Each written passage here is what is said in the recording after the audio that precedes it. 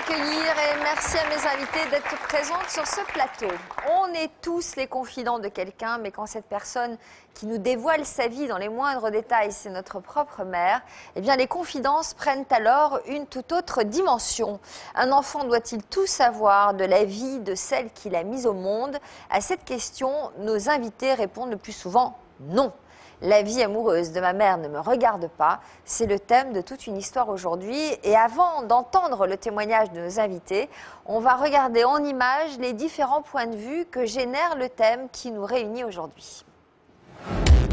Madonna, Demi Moore, Goldie Hawn, ces trois mères de famille n'ont plus de secret pour leurs filles. Difficile de cacher sa vie privée quand on est une célébrité. Leurs vies amoureuses font régulièrement la une des magazines. Lourdes, Amber ou encore Kate connaissent les moindres détails des relations de leur mère. Mais vous, avez-vous déjà été la confidente de votre mère? Ma mère m'a jamais confié sa vie amoureuse et je pense que ça ne me regarde pas, donc c'est bien qu'on reste chacune dans notre rôle.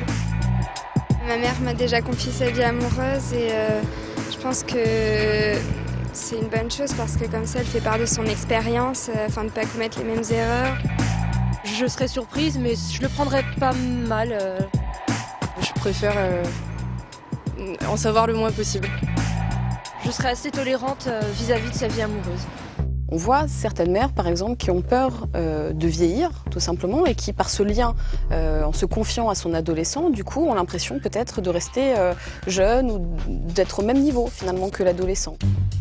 En connaître trop sur la vie amoureuse de sa mère, quelles peuvent être les conséquences sur l'enfant? C'est une forme d'égoïsme parce que c'est pas les protéger, au contraire, je pense. Ça peut fragiliser un enfant et l'empêcher de bien construire sa vie amoureuse. Le fait qu'une mère se confie resserre les liens alors que garder des secrets, ça met largement une distance entre l'enfant et les parents.